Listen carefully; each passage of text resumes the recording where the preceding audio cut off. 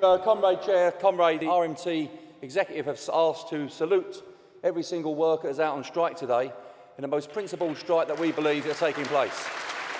You know,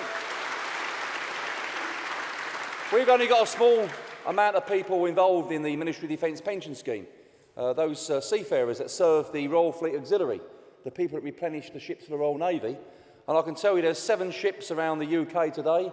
Every single one of them is anchored down. Not one single person is operating on those ships there today.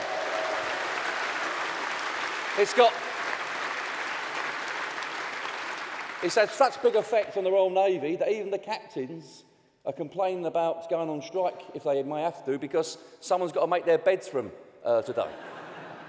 But how things change. 30 years ago, these people that are on strike today was classified as heroes when they was down in the Falklands War that took place. 11 of our members were killed in the Falklands War, purely as servants working for the Ministry of Defence. Now they're castigated this morning by France's Maud of doing something which they shouldn't be doing at all. I'll tell you what we should be doing. We should be taking action across Britain, not just PCS, UCS, Unite and other unions, but we should recognise the fact that this has got nothing to do with the questions about whether your pension fund is affordable or not.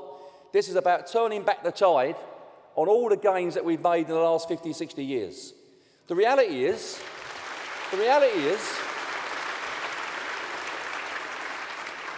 that 30 years ago, those police officers, not those probably people there today, but the officers above them, were waving £10 notes at mine workers to say it was wrong to defend their industry. And I like to think that we forgive and forget. And I like to forgive and forget exactly what happened then, but recognise the fact that the police force now better recognise the fact that they are clearly under attack by this government as well. The reality is this, brothers and sisters. When people say that we can't afford pensions, of course we can afford to pay in pensions. The reality is what we should be saying is this: how do you get more money into the pension fund? Well, the simple reason is don't throw people on the dole queues, employ them, and they'll be working to pay more money into the pension funds.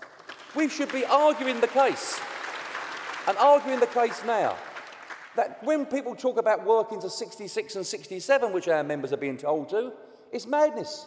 We should be looking for what the policy of my union is, and the policy of my friends and colleagues across the sea in France, is voluntary retirement at 55 years of age. Because the issue is this: every time that someone works beyond 65 to 66 and 67, you're denying an 18 and 19-year-old and 20-year-old kid the opportunity to come in and do a job. And the reality, brothers and sisters, is this: I accept that people say to me that they can't afford to retire. Well, the issue should be bigger pensions so they can enjoy themselves, so they can do all the things in retirement which they could never do when they're working. They should be able to do all the cultural things, getting the fishing rods out. I was going to say even watching Cardiff City Football Club without even upsetting certain people on the panel.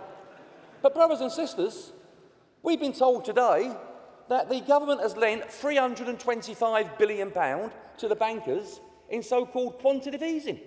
Now, I don't know what quantitative easing means. That's not the sort of discussions that I have when I go home at night. I don't use the words like derivatives. I'm just a simple person that knows I pay money into a scheme, the trustees look after it, and when I retire, I get a pension to live on. You know, it's not sort of the questions you have when you get home at night. Hello, sweetheart, how are you? How's your quantitative easing been today? How do you fancy an earlier night for a bit of derivatives when we get upstairs? I mean, I don't know what kind of conversations people have. But I know this: if they can give £325 billion to the bankers for quantitative easing, then why can't they give it to all those people that are losing their houses at the moment who can't afford to pay it back? How comes they can't give it to small businesses that are shutting down day by day to let them have the money? Why have we got 1 million builders on the dole and we've got a shortage of housing? Surely the simple thing is you get the million workers off the dole. You build houses, you put people into houses what they want, you stop paying social security to them, they start paying tax, and then you start having a decent pension fund for them when they retire at the eternal of their lives.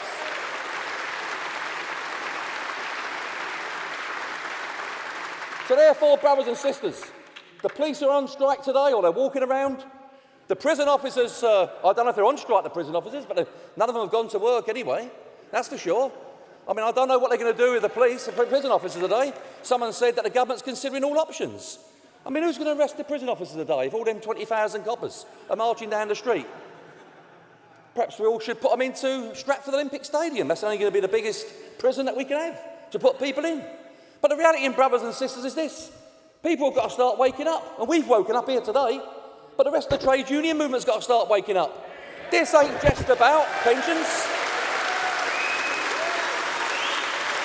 This is about an ideological attack on every working man and every working woman in this country.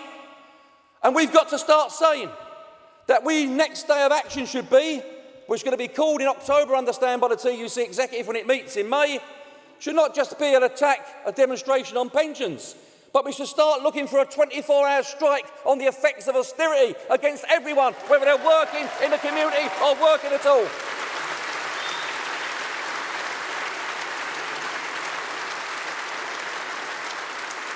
So therefore, brothers and sisters, let's not start sniping at each other and start saying the police are there and start laughing at the police for marching.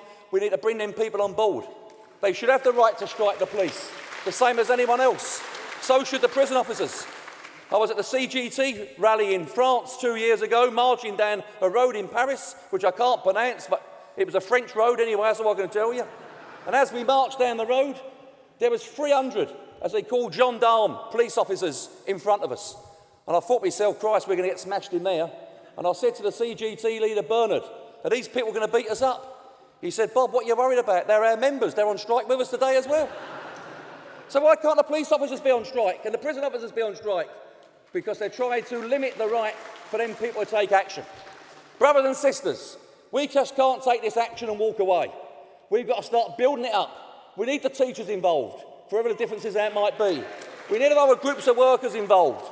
But we need the entire trade union movement to link up with the communities and all of the people, whether they be pensioners, whether they be disabled, those people at the moment unable to work and seeing the real attacks being made by these austerity attacks, come together and we should combine.